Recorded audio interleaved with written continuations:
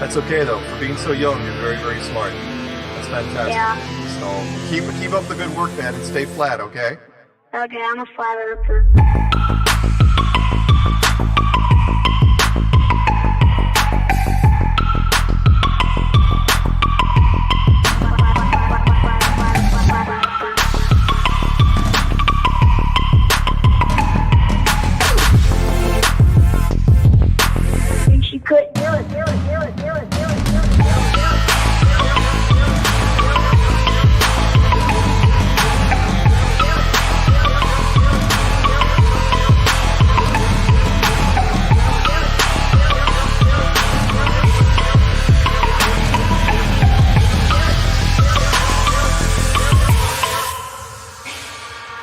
I'm a flat earther, flat earther, flat earther, flat earther, flat earther, flat earther. I'm a flat earther, flat earther, flat earther, flat earther, flat earther, flat earther. I'm a flat earther, flat earther, flat earther, flat earther, flat earther, flat earther. I'm a flat earther, flat earther, flat earther, flat earther, flat earther.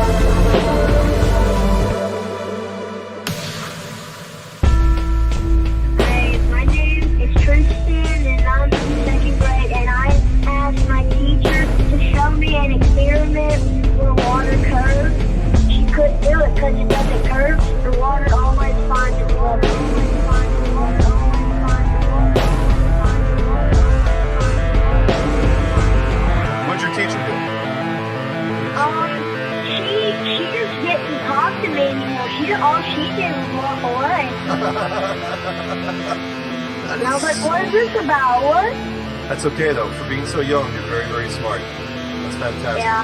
So keep up the good work, man, and stay flat, okay? Okay, I'm a flat earther.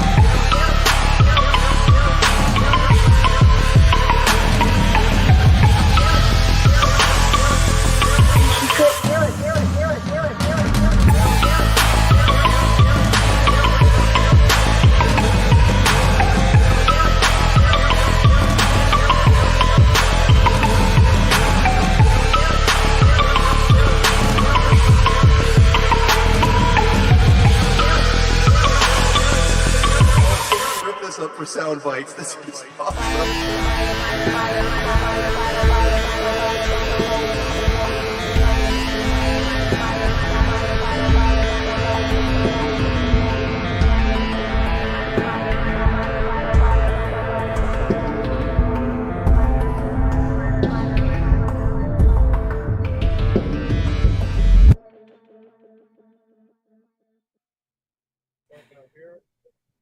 All right, everyone. Welcome back to Anti-Religious Scripture Study with me, Karen B, and of course, Just Jack, Flat Earth. Shabbat Shalom. Shabbat Shalom. Sorry we are late today. Today it is entirely my fault. All her fault. But we're still here, so that's good. All right, so I'd like to show everybody my sukkah today. So if Karen can put me full screen, and Alex is going to take my camera back so people can see. There you go. Well, then... hold on. Okay. All right, I'm holding.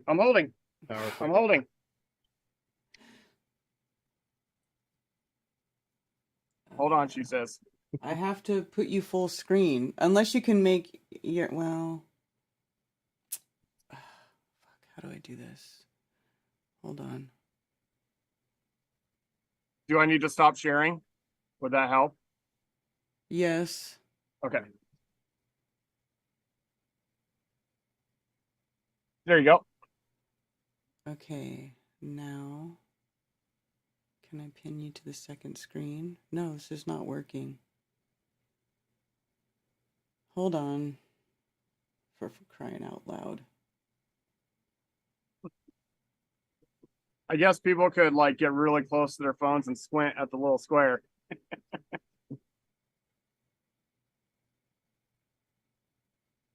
There we go. Am I big now? Yeah, but hold on, now you're a little bit too big. No such thing. Fit to screen. Okay, now go. All right, now back it up. All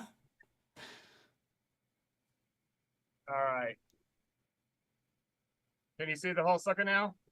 Tilt it up a little bit. Tilt it up a little bit. Yeah, there you go. Okay, that's good. That's my sucker. All right. Bring it in.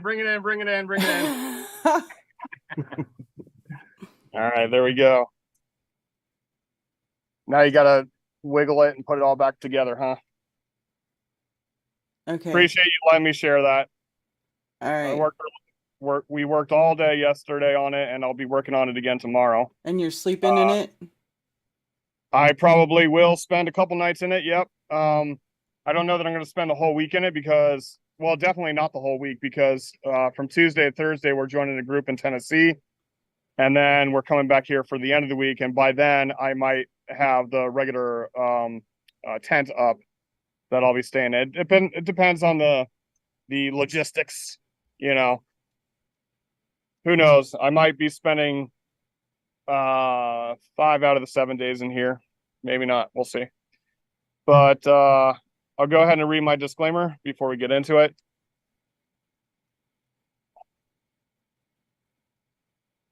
Just Jack's disclaimer. To the religious, if you believe it's wrong to study the scripture outside of your religion or denomination, if you believe your religious leaders or church fathers are incapable of having inherited anti-scriptural traditions of men, if you've made up your mind about scripture, including the scripture shouldn't be studied at all, then the stream is not for you.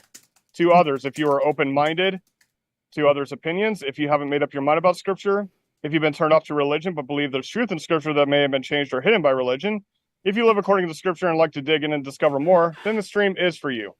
We are looking at scripture in the original language using concordances or dictionaries for root words, as well as context from a non-religion perspective. We will as well have life experience discussion. We are not here to argue with others about theology or doctrine by the traditions of men, including Catholicism, Christianity, or Judaism.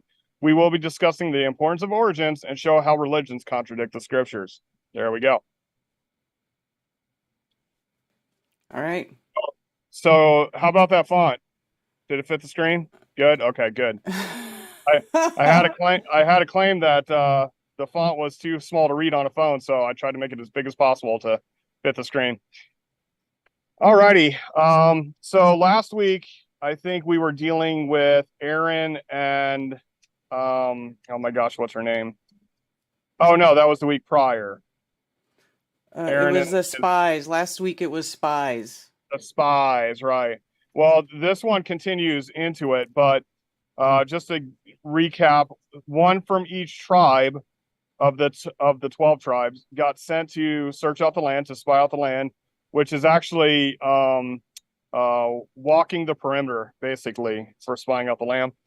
And they said, well, it's really good, but the people are big, so much so that we consider them seeing us as grasshoppers. Like, they're so big that we must look really tiny to them. And they brought back fruit, showing that there was good amounts from the land, and that the people were called Nephilim, aka the fallen ones, the sons of Anak. Mm-hmm. All right. Men And then, of great size. yep. And then we're now talking about the people who, after hearing this bad report, and there was only one that was defending Yah's plan rather than their own eyes. It's like, what are you talking about? The land is great. Let's go kick their butts, right? Let's go get it. And his name was Dog, right? Caleb. Kalev, which means dog. So, yeah, he was like, let's go get it. He was like a dog with a bone. So that was a bad joke I gave last week. And we're in chapter 14 now. So whenever you're ready, this is a continuation of the same event. Okay. Just before we start, I want to Shoot. just point out a little thing about the previous chapter where you were just talking about where they saw the men of great size or the Yes. Nephilim. Yes. Everybody, when I put up that video on my channel where I was talking about there's no giant trees in the book of Enoch or in the Bible, right? Except for in the dream, like they don't talk about real trees that are giant. It's an allegory every time they talk about it. And so people always tell me, well, if everybody's big and everything's giant, why would they call it giant? And I'm like, dude, they talk about like they're sitting there basically assuming like everybody was big that and everything was giant. It's like, no, they definitely differentiate between regular people and men of great size, right? Right. Or Right. giant people. Right. Yeah. And men of great stature as well. Mm-hmm. So like the word for, Elohim, people automatically think it means deity or angel. It doesn't. It's the strong leaders. So that can be interpreted like even in the book of Judges, it talked about the people that were in charge of Israel. The judges were called the Elohim, right? Because they're the strong leaders of the people. So and it does say indeed men of great size, right? So they were comparing their size to those that they were searching out. They were bigger than them.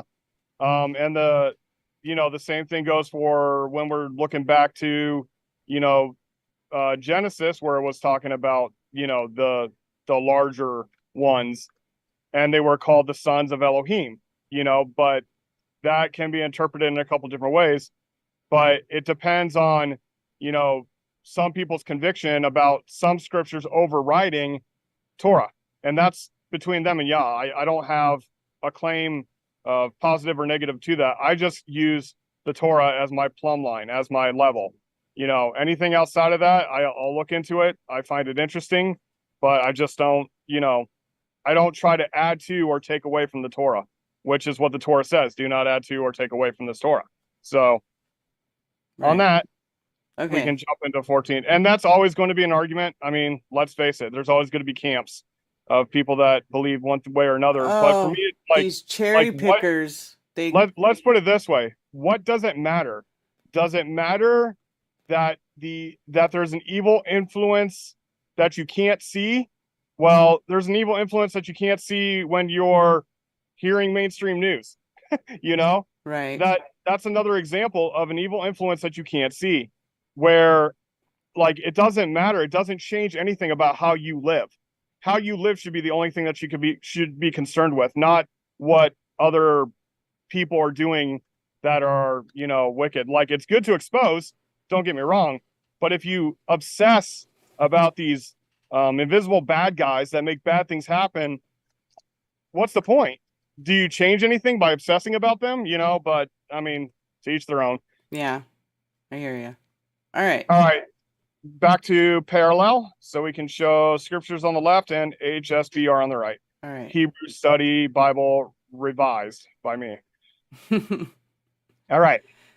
Then all the congregation lifted up their voices and cried, and the people wept that night. All right. So they heard the 10 out of the 12 complaining that we're going to be taken over. We're teeny tiny. And Caleb's like, no, let's go get it. Mm-hmm. All right. So verse 2.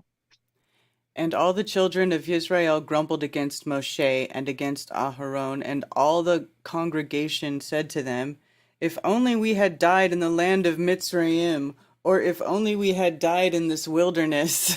Yeah, this is a common occurrence with them, isn't it? Mm-hmm. They're constantly like whining, oh, we just got led out here to be killed. Okay, so you were whining that you were about to be killed in front of the reed sea. So the reed sea was parted and you walked through. You were complaining that you didn't have any water and he led us out here to die of thirst. So then he gave you clean water. Then you were complaining that, we didn't have enough food. So then he gave you manna. Then you were complaining that, it was better food in Egypt. So then he gave you quail. Now we're going to go into the mainland to take over, to have our own crops and fields and cattle and everything else living on the rich land. And what are you going to do? You're going to complain again. Like, how many times does a creator have to, go work on your behalf before you, realize that, he's going to be there for you? All right. Right. And why is Yehovah bringing us to this land to fall by the sword, that our wives and children should become a prey? Would it not be better for us to turn back to Mitzrayim? I don't like this translation of prey. It is not prey, but spoil, like the spoils of war. Mm-hmm. Plunder, even in King James Version, plunder is better than prey, because prey is like, well, a prey is, being hunted as animal or meat or whatever. But no, it's plunder. All right. And they said to each other, let us appoint a leader and let us turn back to Mitzrayim. Okay, so this is we'll gift a head. We will gift a head, and it said appoint a leader. But they want to gift themselves a head over them, like a man in charge, which that has always been the creator's plan, to not have a man in charge. Right. That's always been the plan, and people constantly cry out for a man to be in charge. All right. Yes. Yehovah was an anarchist. That's right. I love it. One ruler, one king, and that's the creator himself. And what does he create you to do? To lead yourself. Right. Exactly. All right. Then Moshe and Aharon fell on their faces before all the assembly of the congregation of the children of Israel. So they humbled themselves. And Yehoshua, son of Nun, and Caleb, son of Yaphune, who were among those who had spied out the land, tore their garments. Okay, so this is a typical action for mourning. Like, you lost somebody very close to you that died, you tear your garments as a sign of mourning. And so they're like, you guys are basically like killing us with your words, But the fell on your faces, just double check here. Yeah, so this is fall. Okay, fall, where we get the word fall, okay? Right? The Hebrew word. This is where we get Nephal, which is continue to fall, which is where we get Nephalim. All right? Continue falling, plural. So that's, so they fell on their faces. So it's fall. All right? Okay. All right, so the sidekick of Moshe, Yehoshua, and Caleb, the only good reporter, are the ones that are like, you guys, like, we're mourning the loss of the land because of you guys' word. All right? And they spoke to all the congregation of the children of Israel, saying, the land we passed through to spy out is an exceedingly good land. Right. And this is not pass through, it's cross over. Okay, so cross over here. This is where we get the word Ivri, which is Hebrews. Okay, those who cross over. All right, so we crossed out to spy the land. All right. Okay. And it's a search of the land. So, okay. If Yehovah has delighted in us, then he shall bring us into the land and give it to us, a land which is flowing with milk and honey. And just for those who have missed in the previous, a land flowing with milk and honey shows the prosperity of the land, because animals will produce more milk if it's prosperous, and honey will be more available because the plant life is prosperous. Right? Only do not rebel against Jehovah, nor fear the people of the land, for they are our bread. Their defense has turned away from them, and Jehovah is with us. Do not fear them. Okay. Do not rebel is, yeah, without rebellion. Yep. Okay. That's a good one. Okay. For they are our bread. So does that mean we eat people? No. Bread is a term for provision, right? Mm-hmm. Like, give us this day our daily bread, right? Right. It doesn't mean like we're not talking about bread. We're talking about actual provision, things that sustain us. Mm-hmm. All right. But Verse 10. But all the congregation said to stone them with stones. Then the esteem of Jehovah appeared in the tent of appointment before all the children of Israel. And this is heap stones, which is heaping stones. Then the esteem. Okay, so esteem is what the King James Version calls glory, but it's actually the heaviness, the weightiness, the liver, the heavy of Yah. Mm-hmm. So they could physically feel his presence, right? Mm-hmm. And Jehovah said to Moshe, how long shall I be scorned by these people, and how long shall I not be trusted by them with all the signs which I have done in their midst? Okay, so this one says, befall me. And this one says, befall, provoke. This one says scorned, but it's actually blaspheme. Okay. Why do they blaspheme me? Why do they despise me? Mm-hmm. All right. Let me strike them with the pestilence and disinherit them, and make of you a nation greater and mightier than they. Let me strike them with disorder. Disorder. That's what the word means. But by extension, a plague. Mm-hmm. So I'm going to wipe them out. All right. And you, Moses, make you a nation greater and mightier than they. I'm starting over with you, Moses. And Moses is like, yes, let's. No. He's like, no, please, not me. All right. And Moshe said to Jehovah, then the Mitzrites shall hear it, for by your power you brought these people up from their midst. Keep reading. And they shall say to the inhabitants of this land, they have heard that you, Jehovah, are in the midst of these people, that you, Jehovah, are seen eye to eye, and that your cloud stands above them, and you go before them in a column of cloud by day and a column of fire by night.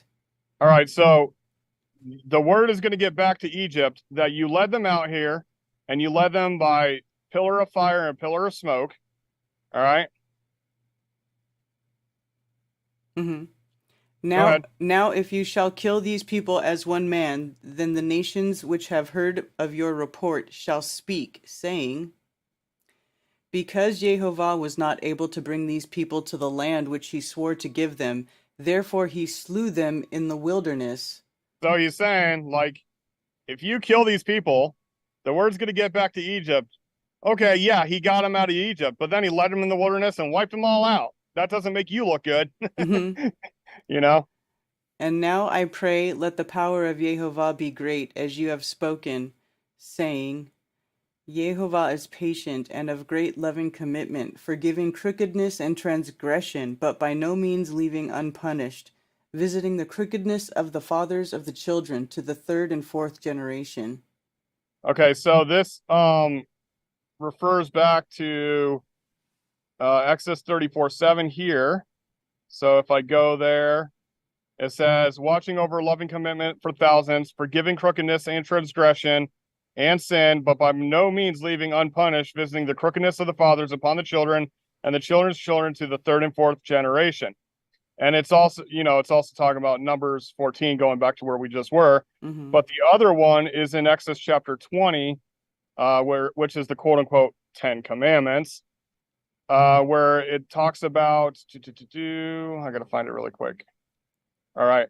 So it says, do not bow down to them, false idols, nor serve them, for I, Jehovah, am a jealous El, visiting the crookedness of the fathers on the children to the third and fourth generation of those who hate me, but showing loving commitment to thousands, to those who love me and guard my commands.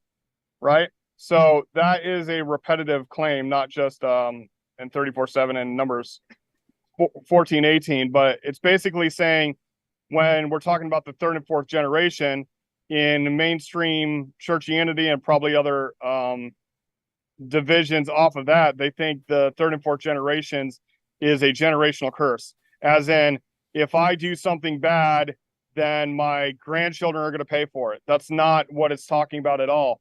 What it's talking about of those who hate me.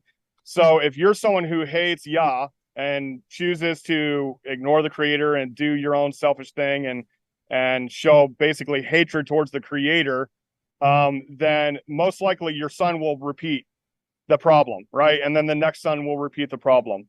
It happens in households of abuse and substance abuse and everything else where, the children will pick up the sins of their father, not because it's a curse, but it's just because they learn the habit from their parent, right? Right. But if you're the one who flips the script, then that can last for 1,000 generations of those who love you and keep his commands. All right. So verse 19. Please forgive the crookedness of this people according to the greatness of your loving commitment, as you have forgiven this people from Mitzrayim even until now. Like you could have wiped them out at the sea, right? You could have wiped them out when they were complaining about water. You could have wiped them out when they were complaining about food. Like you're just gonna have to forgive them again. I know it sucks, but forgive them again, because like Moshe is like, I don't want to do this again. Like, just make it work with these people. And this is where, this is where Yah could have wiped out his people, because even from the time that they broke the covenant, he could have wiped them out then as well, because he audibly was heard by everyone with the commands. And then when Moshe took too long, they built the golden calf and called it Yehovah and all that nonsense. He could have wiped them out then, All right. And Yehovah said, I shall forgive according to your word. But truly as I live, and all the earth is filled with the esteem of Yehovah, for none of these men who have seen my esteem and the signs which I did in Mitzrayim and in the wilderness, and have tried me now these 10 times and have disobeyed my voice. So that's, all those different times I told you about. And the esteem, who have seen my weight. Yeah, my physic, my glory, my kavod, my weight. Shall see the land of which I swore to their fathers, nor any of those who scorned me see it. But my servant Caleb, because he has a different spirit in him and has followed me completely, I shall bring into the land where he went, and his seed shall inherit it. Now, he has a different spirit. Does that mean he was possessed by a different spirit? No, he has a different spirit, because instead of whining and complaining and talking about how much we're going to get our butts kicked, he's like, let's go get it. God's with us. Right? So he had a different spirit, and therefore him and his descendants will inherit the land. But everyone else of his generation with their bad reports, they're dying in the desert. Their children will make it into the land, but they won't. Since the Amalekites and the Canaanites are dwelling in the valley, turn back tomorrow and set out into the wilderness by way of the Sea of Reeds. And that's the sea that he split for them to cross, right? So, go back that way, and they're basically backtracking to come around into the land. And Yehovah spoke to Moshe and to Aharon, saying, How long shall this evil congregation have this grumbling against me? I have heard the grumblings which the children of Israel are grumbling against me. Yep. Say to them, As I live, declares Yehovah, as you have spoken in my hearing, so I do to you. Okay, so this is swearing by his name. As I live, declares Yehovah. So he's swearing by his own name. All your grumbling that you're saying, all the bad stuff you think is going to happen to you, so be it. That's why you need to watch what you say, man. Yeah, careful what you manifest, right? Yep, exactly. The carcasses of you who have grumbled against me are going to fall in this wilderness, all of you who were registered according to your entire number from 20 years old and above. Yep. So he's talking about when they came out, they were numbered at Sinai. And so all those who are numbered for 20 years on up, everyone from those 12 tribes will not be entering into the promised land. None of you except Caleb, son of Jephunneh, and Yehoshua, son of Nun, shall enter the land which I swore I would make you dwell in. All right. But your little ones, whom you said would become a prey, I shall bring in, and they shall know the land which you have rejected. Now he said, you guys are claiming that they were going to be prey or spoil of war. He's like, I'm rejecting that curse over your children, right? Now remember what we said about him punishing to the third and fourth generations, right? Here, this is only one generation. Their children are going to enter the land. So the curse is not brought upon them. The forgiveness has, let them move on. And these children are little ones because they're the skippers. Right. They skip around. So your little ones, they're going to come in the land because, I'm not putting that curse on them that you tried to put on them. I reject it. Good thing you did. But as for you, your carcasses are going to fall in this wilderness, and your sons shall be wanderers in the wilderness for 40 years, and shall bear your whorings until your carcasses are consumed in the wilderness. So in 40 years, in the span of 40 years, everyone will have died out that was from the original generation, the generation of Caleb. So they'll be, like, let's say they were 20 years old when they went to search out the land, they'll be 60, and they'll be dead. There'll be no more. Okay. Except for Caleb.